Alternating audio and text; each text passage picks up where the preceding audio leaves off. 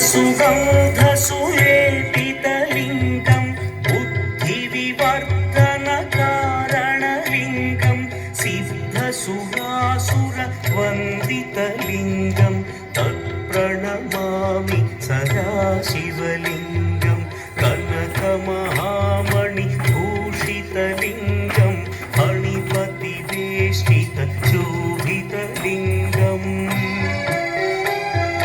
दक्षसुयज्ञविनाशनलिङ्गं तत्प्रणमामि सदा शिवलिङ्गम् कुङ्कुमचन्दनलेपितलिङ्गं पङ्कजहार सुशोभितलिङ्गम्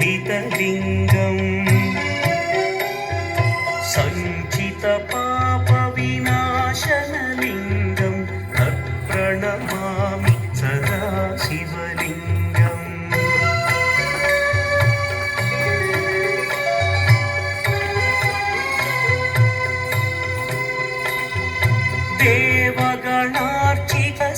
देवगणार्चितसेवितलिङ्गं भावैर्भक्तिभिरेव च लिङ्गं दिनकरकोटिप्रभाकरलिङ्गं तत्प्रणमामि सदा शिवलिङ्गम् अष्टदलोपरिवेष्टितलिङ्गं सर्वसमुद्भवकारणलिङ्गम् अष्टदरिद्र्यविनाशनलिङ्गं तत्प्रणमामि सदा शिवलिङ्गम् सुरगुरुसुरवरपूजितलिङ्गं सुरवनपुष्प सदार्चितलिङ्गम्